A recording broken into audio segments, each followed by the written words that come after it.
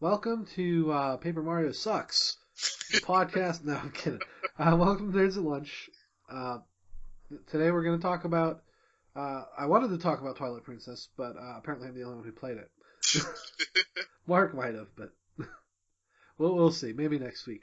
This week we're going to talk about Paper Mario Color Splash and Paper Mario Sticker Star.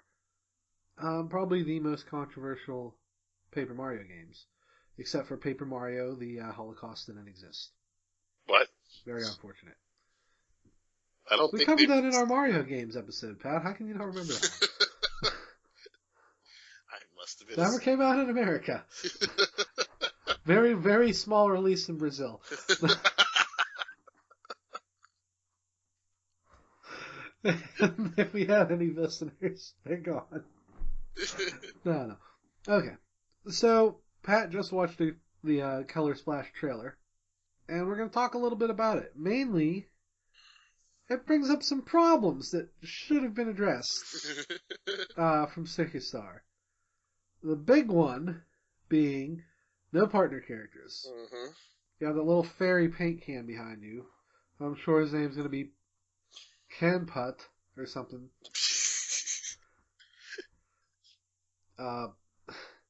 But that seems to be it. There doesn't seem to be any sign of characters besides Toads. Yeah, Toads. We all love Toads. Yeah. After Mario and Luigi Paper Jam, that was fun. Oh. Terrible. It's amazing what you can see by just watching a trailer. It really is. Yeah, and I mean, I want to try to give it the benefit of the doubt here, but then they showed the levels. It's going back to that level select screen from Sticker Star. Yeah. So the world's broken up into chunks, and I hate that. That to me was the worst part of Sticker Star. The combat was bad. I could live with that if I was exploring a cool little world, but no, you have to beat a level to move on to the next one. There's no, I don't know. It doesn't seem fluid. Right. Mm-hmm. And that's fine for a regular Mario game, but not for Paper Mario, which is an RPG at its core. Mm-hmm. The combat is card-based. I noticed that too. So far, I don't know if that means you have to collect cards from enemies. It seems to be the case. Which, again, that's stupid. What happens when you run out of cards? You don't have any regular attacks. The same thing happened in Sticker Star. And, on top of it all, they're bringing back the real-world objects from Sticker Star. That fucking fan. I saw that fan, yeah. Yeah. I don't see the point in using that again. To blow away all the paper, obviously. I guess, but it's just not. Listen, Jason, I understand what you're saying, but for some reason they think Sticker Star is important, so they're going to do it that way. It was critically reviled. I am not a person who likes everything in Sticker Star. Mm-hmm. The bosses were terrible. We'll get to Sticker Star in a second. I can't believe they're doing it again. Someone gave them money, and it's just like the Godzilla movie all over again. I don't know. Like, I wanted an HD Paper Mario, and I wanted it to be this neat, traditional Paper Mario game. I would have taken another Super Paper Mario at this point. Because the combat is the least important thing to me in those games. It's the funny interactions between characters and a neat world to explore, and it doesn't look like that's happening. That's generally what the rule behind an RPG would be. Yeah. And they seriously haven't done that. Interesting. Yeah. Like, the real world objects could be fun as, like, summons, like a way to introduce that kind of mechanic to Paper Mario, but it looks like you just mash A on a card, and the more colored in it is before a timer runs out, the more damage it does. If I wanted real world objects, I'd play Pikmin. Right. That's horrifying in its own way, though. The implications of that are why that's cool and why it's lame in Paper Mario. And I mentioned this before we started. It looks like they're just trying to reboot Thousand Year Door. But they're doing a bad time of it. Yeah, they go to a new town. They come in on a boat. Peach is there. A toad with a mustache that isn't Toadsworth. Yeah, what's up with that? I don't know. I don't even remember. Maybe that's their excuse to get a new character. Put another Toad and just give him a mustache. Yeah. And they might as well just come up with it. There's only like 3 Toads that are different from all other Toads. There's tons in Paper Mario, though. But all the other Toads are exactly the same. Yeah. There's only 3 distinct Toads that you know about. No, because in Paper Mario they had Arab Toads. They had the Toads that lived in that weird spooky town. And there was in the Toad City, wherever the castle. Yeah. You know. Mint tea. Yeah. Things like that. I don't know. Yeah. 1,000 Year Door did it up. They were really good at it. I don't think they can ever top that. That's fine, but there's ways to improve the formula. Honestly, I like Super Paper Mario's story better than 1,000 Year Door. I think it was more emotional. Better for the 1,000 Year Door. Oh yeah, I mean it plays much better. I think a traditional RPG attached to Super Paper Mario would have been better, but I'm not going to complain because the game gave me everything else I wanted. Mm-hmm. Like if Sticker Star's combat, the problems I had with Sticker Star, you don't level up. You find pages in a book, and you look around for HP, and those are your stats. Well, that's stupid. Yeah. And bosses are puzzles where you have to use a specific real-world item to damage them. And if you've accidentally used that item before, you didn't think to go all the way back to the castle and buy a new one, you're boned. Oh, you'll probably have used it before because there's puzzles that require them. It just... And that's what I'm worried about in Color Splash. Like, you're going to have to backtrack a lot to these little level segments. And it wouldn't be a big deal if it was a continuous world, but because you have to leave, go to a separate screen, and find the level you want to go to. I don't know. The map screen sucks. It doesn't. There's clearly no partner characters, or they would have showed one. Right. We know the battle system is going to be like Sticker Star. Mm-hmm. Unless the story is amazing, and it doesn't look like it's going to be, because you see that fountain in the center with 7 empty faucets. Of course. I wonder how many colors you're going to have to collect, Pat. 7? Nah. I'm gonna guess. And I bet when you open all 7, you'll get a boss, and it's going to be Bowser for some reason. It's gonna be Rainbow Bowser. Yeah, Rainbow. We already fought Rainbow Bowser in Dream Team. Yeah, I know. He's coming back in this game. Oh, Lord. That's the other thing. Paper Mario, typically, after the first one, it's never been Bowser as the bad guy, and I like that. And the first one was arguably the worst because Bowser was so boring in it. And the Bowser we know today, the big goof, is because of 1,000 Year Door. Exactly. His story in that is freaking he plays the classic Mario level. He's swimming around shooting fire. Finally gets to the end of the game and he missed it all.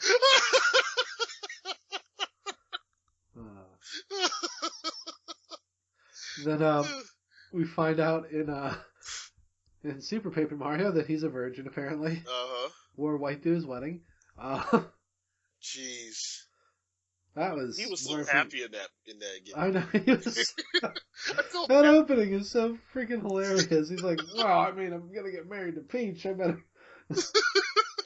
The whole game, she's like, we're not married. Yeah. I don't know, Peach. He's a count. That's a duly elected nobleman. Apparently, he was also a member of the Twilight.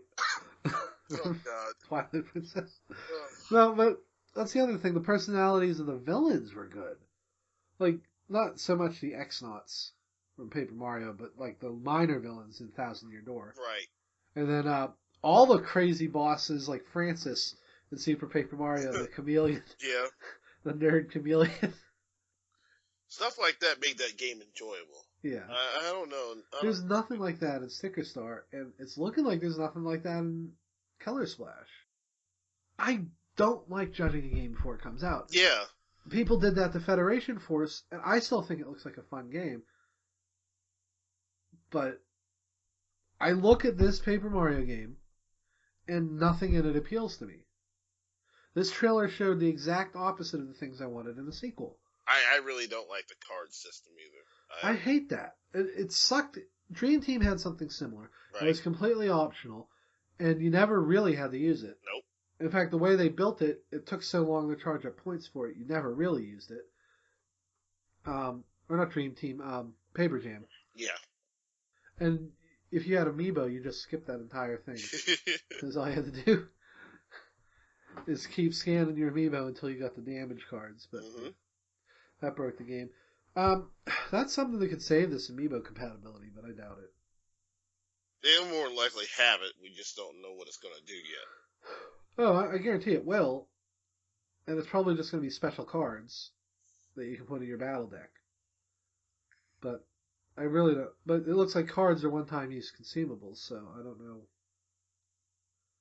Have they put Bowser Jr. in a Paper Mario game yet? Or did I miss it? He makes an appearance in Paper Jam. That's what I thought. Paper Bowser Jr., but he's never been in any of the games as far as I know. They should probably consider one like that. That'd See, be I think he'd be a fun partner. He would be. That's what I'm thinking. Because before Sticker Star became Sticker Star, it was a traditional Paper Mario game. And one of the partners they showed were a Wiggler and a Chain Chomp. Yep.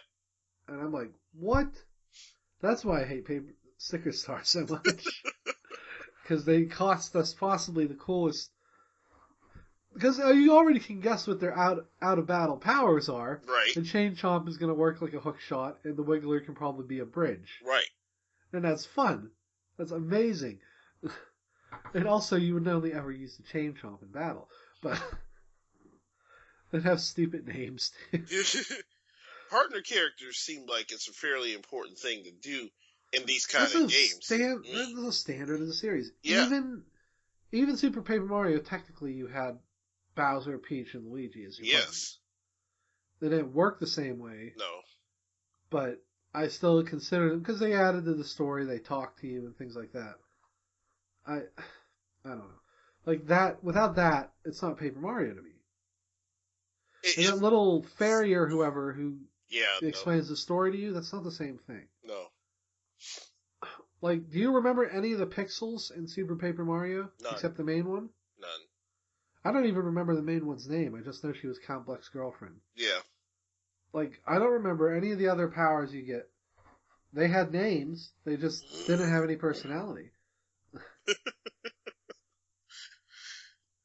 Every time I see any Paper Mario, the problem is that I obviously compare it to my favorite one, which would be Thousand Year Door. Yeah. And they just don't stand up to it. No. They don't. It's just that story was so fantastic because not only was it more like an open world thing and you had partner characters in it, there was a whole bunch of side things that you could do and other things that made the story move along. Anything Luigi did was pretty freaking hilarious. The whole Luigi subquest where you talk to him after dungeon. And you filled up the journal about all his things. Yeah. And then you talked to the partners that he was with, and they told you the actual horribly named people who were there for revenge. They were like, he's going to pay.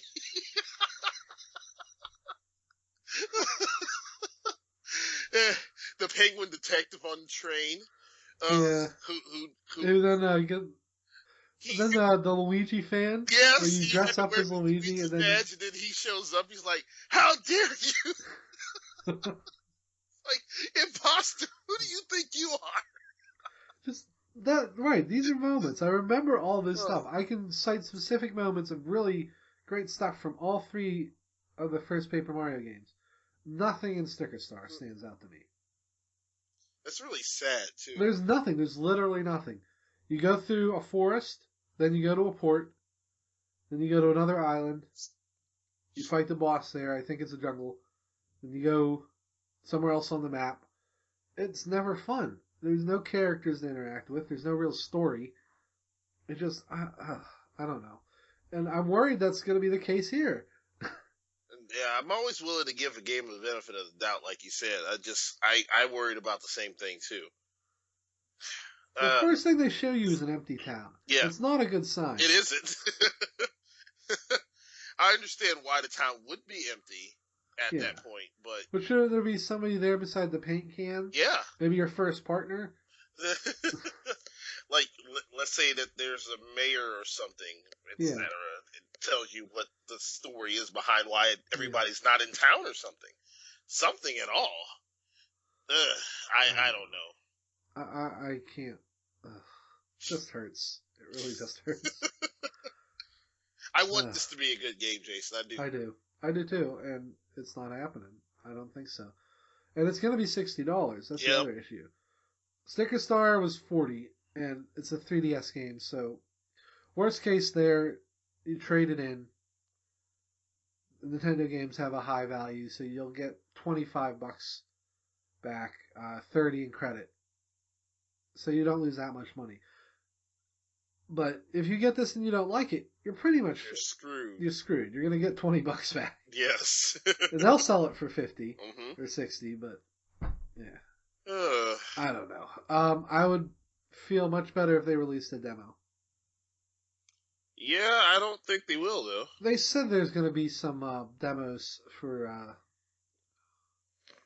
not this, but Federation Force and some major cons. So I'm hoping they'll have like Paper Mario and stuff there too. That'd be great. Because if I could play it, I could get a better feel for the combat, and if there's actually going to be a story, that'd be fine. Well, if it comes out after Gen Con, it'll probably be there. Yeah. Well, Gen Con doesn't usually do video games, does it? No, they have video games there. Huh. There's like a huge, there's a bunch of different, organized tournaments and stuff like that. Yeah. And of course, there's all sorts of stuff. We really got to figure out how to get the Gen Con sometime. I have not been there in years, and it was fantastic the last time I went. And I've only been once, so. Well, we'll have to figure that out for next year. I think we could all go as a group. Even Steve could go. That's absolutely.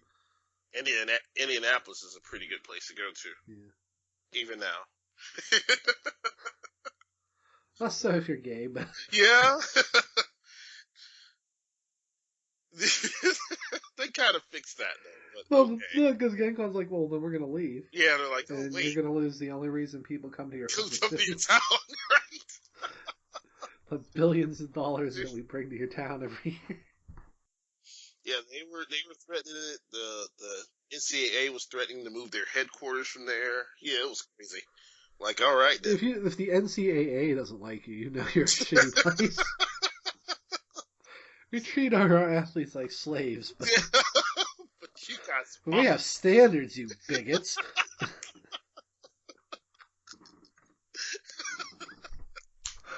Okay. And then I think that's it for Colors Splash. I didn't want this to be a hate fest, but I just. So let's go on to something happier. Kirby. I forget the name. It's so dumb. Robot Pawn or Robo Battle or something. Yeah, I know. It just looks cool. Kirby Robo. I'll type it into Google. It's Kirby Robo. You play the robot. Okay, that's redundant.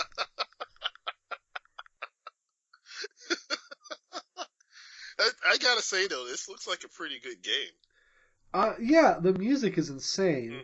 It's like this sort of Kirby-esque hard rock, which I love. I called it, when we talked about the Direct, I called it Mega Man X Kirby Edition.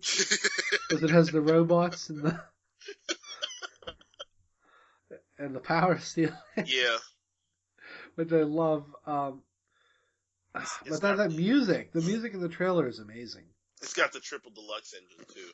Yeah, I think that's a fine engine. I love Triple Deluxe. Yes. And if this is what they're going to do with Kirby from now on, because they tried it in Return to Dreamland, and that was the Mega Powers, where you get the giant sword or the giant whatever, and you can only use those in a specific spot. And then we got Hyper Kirby, which, if you play all the way through Triple Deluxe, the things they do with Hyper Kirby by the end are so amazing, and just release years of frustration in certain aspects of Kirby. There's a level where you get hyper mode pretty much at the beginning. Yeah. And then all the enemies are replaced with bosses. Mini bosses, like yeah. The big gorilla or the... Yeah, that guy. And you just suck them all. Yep. And then you run into, what's his name, Wispy Woods, and you eat him. Yep. Oh, man. He's going to be in this one, too. I saw Yeah, I saw that. I wish they would have showed that in the trailer. I wanted to see what they did to him. That seems to be their thing, turning Wispy Woods into something weird. Though he appeared twice in Triple Deluxe. Yes. So I'm kind of hoping they fix that. That's the only issue I had with the game, is the bosses were kind of repeats. Right. But we'll see. Maybe they'll fix that. They showed a couple new powers. Poison Kirby is... you get this purple flame here, and then you can shoot like streams of, I guess, poison out of his head. Or you can use it to propel yourself forward like a fireball. Right. It looks really neat. Dr. Kirby can shoot... It looks like they focus on giving him like weird special abilities with each power now. Yeah. They sort of did that in Triple Deluxe, but it ended up being more, just pick the one with invincibility when you hold down. Yes. And that is how you cheese the entire game. Really, if you want to have trouble on the last boss, pick Archer Kirby and just press down. And you will never get hit, and you can just pick him off at your leisure. That's my only issue with the game, but it seems like they're making the powers more interesting. Like the Doctor can freeze things with a certain attack. You can set things on fire, or you can lob little hand grenades. He has a clipboard that he can shoot forward. There's all sorts of neat stuff. They showed UFOs back. Mm-hmm. You get the Kirby amiibo. Yes. I'm hyped for that shit. That's the best power up in Kirby. Evidently, the Smash amiibos give you all different things too. Oh, so they're Kirby's. different from the... Oh, well, Smash Kirby is from Magic Mirror, I think. Yes. And it gives you his... if you do up B, side B, down B... It gives you his smash attacks. It's pretty awesome. Yeah. It's, in that game, you had to beat the Master Hand to beat it.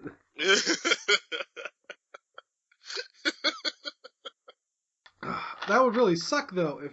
I thought it was just, you got special costumes, but if, maybe it's just the two Kirbys give you different powers. I kind of hope. That's what it is, and then all the other Smash amiibos give you whatever power that they Well, they said all the amiibo do. Right, yeah. So, like, some have specifics, like Mario and Link. Mario. Obviously, yeah. Link. Yeah, he's a sword one. Duh. Gee, I wonder why. I don't know. Maybe because he has a sword, boss. You'd have to guess. I guess if you did Samus, you'd have Laser Kirby at that point. Yeah. That would be neat. Yeah. Or Ball Kirby. Yeah. Parasol should be back for Peach. Yep. It's gonna be a pretty good game. Yeah. Yes. And then you're not even talking about the best part of the whole thing. The giant robot battles. I know! I love this robot. Yes. It's perfect. It has a little scanner on the front, so when you punch an enemy, you scan it for its power instead of swallowing it. It seems like it's locked to specific areas, just like Hyper Mode. And that's fine. It would get boring if it was in every level. Right. But the powers they've shown off so far are nuts. Yes. Like Cutter gets these two giant, like ice skate blades on its arms. You can shoot forward like boomerang. I didn't see the sword. I want to say I saw fire. It was a giant flamethrower. Yeah, it was. It amps up the powers in cool ways. Shocker was just like a huge freaking... Yeah. Yeah. It was like, dang. That was the third one they showed, Shocker. And it clearly works with every power, so I'm kind of curious to see. It looks like one of the bosses you fight as the mech is a giant screw. Or made of screws or something, so you have to use, I think it was spin. Or not spin, I think it was Cutter. And you do some sort of down attack to screw its arms in and attack it. It's ridiculous, man. I know. I'm excited. I love Kirby games. Traditional Kirby games, I should specify. Right, yeah. And we didn't get a lot of those for a long time. Nope. And I'm kind of glad they're back now. Rock Kirby still sucks. Yeah, he's just rock. They keep. That's the same one from Triple Deluxe. Yes. Thank you. But other than that, it looks really neat. It does. I like the robotic aesthetic too. That's a nice change of pace. Right. That's what's great about this. They're really doing something different with Kirby. Yeah. While keeping the fact that he's Kirby, so you know to expect out of Kirby. I love the cinema scenes in Triple Deluxe, and I hope there's more of those. Like where they're talking about their evil plans, and Kirby's just standing there like completely oblivious, doesn't seem to care what's going on or anything. None. And all these dramatic like big evils are happening. It's just so funny. Well, yeah, that's like, man, I don't know what's going on. I just woke up. Yeah. And DDD was flying away, and I'm like, ugh. Like, I love how oblivious he is to that stuff. Nope. He just never. Yeah. He's just a apathetic kind of guy. I know. It's just the best part of his character. Yeah. He just reacts to things. Yes. Like, he doesn't. I don't know. I think I would love more of those. Mm-hmm. Those type of cinema scenes. Unfortunately, they released the whole opening for the game, which I was a little disappointed in. I didn't watch it, thankfully. That's usually the best part. They put a lot of effort into those cutscenes. So I try to keep from seeing them until I actually get the game, which is out very soon, actually. I think end of the month. Uh-huh. So I'll be getting that soon. And then there's that extra mode. They only mentioned one this time, that boss battle thing, where you can do 4 players and level up your Kirby. That seems neat. I don't know when I'm going to have time, unless it's online. And I can play with you guys. I don't see that I'm going to use it a lot, though. Right. 4-player local just doesn't happen at all. It does not happen often at all. There's no way that anybody would be. It's just a con, I guess. But... Yeah, that's probably it. That's probably the only place it would happen. Yeah. But, I mean, it'll probably be its own separate game in a couple weeks, like they did with Drum Dash and that weird Kirby Smash thing from Triple Deluxe. So, if for some reason you don't want Planet Robobot, you can buy that separately. I don't know why you would, but... So I think that's it. There's a couple other games in the Direct, but those I want to talk about when they come out. I won't be getting Pokken this month. Financial issues arose, but... I'm about to lose all of my money now. Freaking Nintendo. What are you doing to me? I could get it, but I have to get it on Amazon, and that would be a pain. Uh-huh. If I do somehow luck into finding enough money to get Pokken, we will talk about it. Because I will be playing the hell out of it, probably. I really got to get to playing all the rest of my games. I am Yeah, you do. way behind. I should give you my streaming card. That'll give you an excuse to play. And you can talk about it as you do it. Mm-hmm. Yeah, that's going to do it for this episode. A little short this week. Sorry about that. I won't read off the whole the show. It'll be in the show notes at the bottom. Next week, I don't know what we're going to do next. Maybe Twilight Princess. Depends on if Mark and Steve can get it. That's one of the reasons why I haven't bought Twilight Princess yet, because I really want to get Poké Tournament. Yeah, I pre-ordered it because I wanted the Wolflink amiibo. Which, by the way, before I forget, I'm probably going to put up a video showing off the box and stuff for Wolflink. It's going to be on my phone, so I apologize for the quality. I hope you all like it. That is a cool amiibo. Yeah, well, there's some issues with it that I'll point out in the video. They mostly have to do with Wolflink himself. Yeah. So I think, that'll do it for this week, and we'll see you guys later. Adios.